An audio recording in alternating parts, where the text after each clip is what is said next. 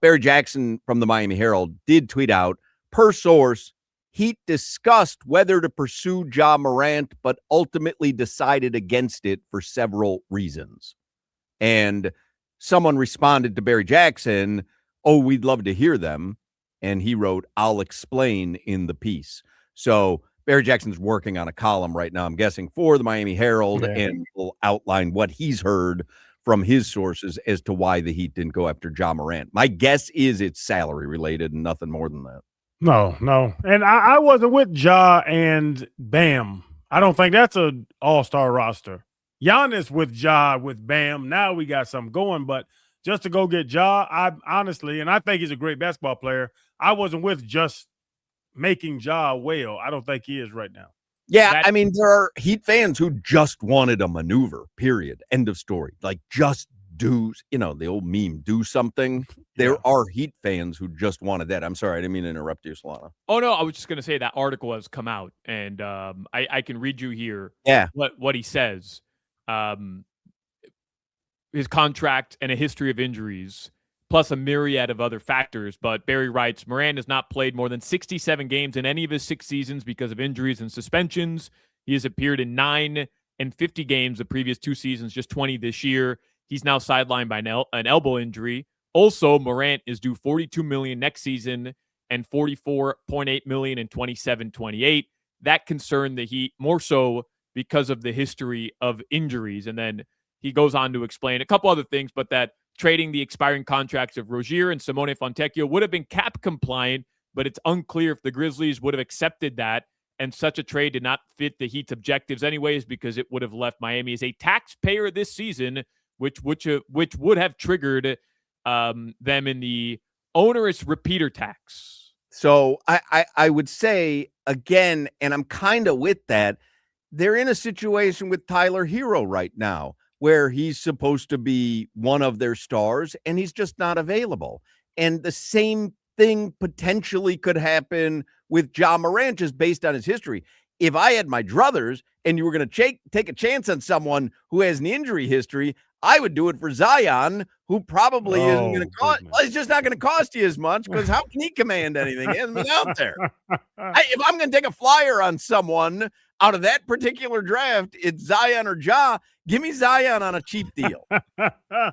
He's going to eat himself into submission in South Florida. But it's still, if you're only paying him $10 million. But let's think if it's Ja, and like you're saying, Terry Rozier's contract's nothing. We know what's going on with him.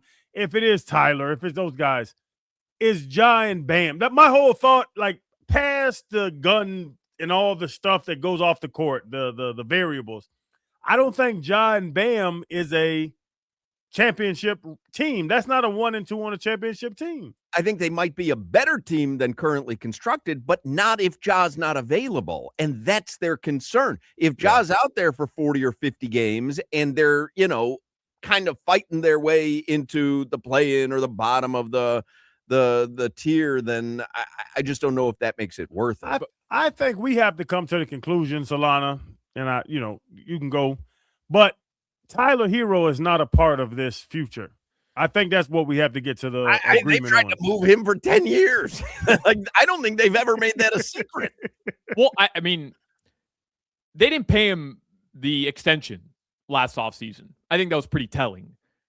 As it pertains to Ja Morant, because I know a lot of Heat fans are going to read that where they say, the Heat didn't want to be a repeater tax team. And they're going to say, oh, Mickey Harrison's being cheap. They were in the tax for 2 straight seasons. If you're in the tax for 3 straight seasons, it's not just, oh, the billionaire owner has to pay more money. There's actual ramifications to talent acquisition, what you can bring in, what you can't bring in, that could jeopardize your ability to remain flexible moving forward. I think if the Heat would have been able to land Giannis and Ja Morant, and you pair that with Bam and Norman Powell, they would have considered being a repeater tax team because they're actually contending. But that move to go get Ja Morant and put them in the situation where they would be a repeater tax team and they're not contending could have severe ramifications down the line and keep you from actually going out and landing somebody else. And by the way, Ja Morant, I understand the idea of, you didn't get Giannis, go get Ja Morant. But I do understand the Heat saying, hey, we did this with Jimmy Butler. We went after a guy and gave him all the liberties that we didn't even give LeBron, even though he wasn't available for, more than 61 games a season, which is literally what he played, 55 to 60 games a season. We don't want to be in that predicament again. And you're really rolling the dice with Ja Morant. And it would have literally been the exact same thing with Jimmy Butler. They don't want that again. So I'm not as upset about the Ja Morant thing because I don't think you're getting him for Terry Rozier and Simone Fontecchio anyways. By the way, Giannis has tweeted for the first time since December. Giannis has just tweeted, legends don't chase, they attract. Yeah. Okay. To Milwaukee? Well, I love him. I love him, and I love that too. I Over love him. that. Over Oh, him. that's it? You're over him? You were I'm done. ready to you were ready to throw yourself through the window here to get Giannis 2 seconds ago. I'm done. I would still throw myself through a window if Giannis was here. But I'm done with it because I've seen this story again. And we're going to see it again in the offseason. We know exactly what's going to happen because, legends don't attract or legends don't chase, they attract. Yeah, you know what you attracted? Chris Middleton. And you know what you attracted? Damian Lillard's literally his 2 worst seasons as a pro in the NBA. This exact same thing is going to play out again in the offseason. And guess what? He's probably going to be on Milwaukee to start next season. And we're going to be in the exact same situation. Mark the tape, Jimmy, a year from now, where he's unhappy with what the Bucks are doing, their inability to put pieces around him. And guess what, Giannis? You could have had your way. You could be on a title contending team. I like that Jimmy actually marked the tape. Jimmy, because it's digital, and if you hit like the M button, it creates a line on that digital waveform. But he didn't write anything down or whatever. So now this tape is just marked, but no one will ever see it again. But to his credit, he did indeed. Thanks, Damn Jimmy. right. He marked the tape. Good Jimmy, job, mark Jimbo. that tape that I just said. Can you mark that tape? No. No. I'd like you to mark the tape, please. Mark my tape. Yeah, mark this tape. Thank you. Triple mark. Appreciate that. Yeah. Mark it now for Crowder. Okay, I'm done. But Solana, to your point, where it's Giannis wants to be on a good team. He needs to leave. He has to make a decision. He has to be the bad guy. I'm not getting on your side, but if he wants to move, put your foot down with some players and get them to buy into Milwaukee. We've heard what happened with the big 3. It was D Wade that put the big 3 together. That's right. The banana boat. Giannis needs to put his hoof down and say, here's why Milwaukee's great. Here's why we'll thrive together.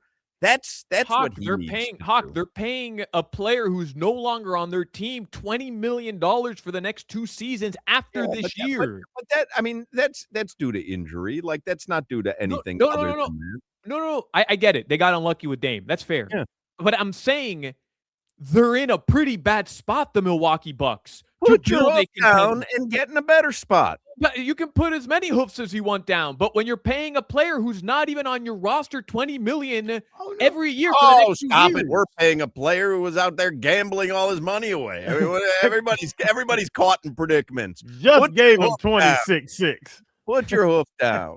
I mean, But we're no, going to be in the but exact same situation next they're not- year. He's so- going to be upset. Doc Rivers will still be there for some bizarre reason. And Giannis is going to do the exact same thing where he's going to pretend like he's the good guy and it's the Bucks front office who has Put him failed out of him. your mind and say we don't want him regardless. I know. We're moving on with our lives. I put him out of my mind. You do not want to say it publicly. Mark this tape, Jimmy. Say it publicly. You do not want Giannis on the Heat, and you will not support him nor the Heat if he comes here. I don't want him on the team, and I will not support him publicly. But say his name when you're saying it. You don't want No, I Giannis don't on the wanna say it. team? I'm saying I don't want him on this team. No, I don't say want the person's name. I don't want them on this team. And Mark this tape, Jimmy. Mark the tape, Mark this Jimmy. tape. Mark this tape because this is important. This is crazy. Sure is.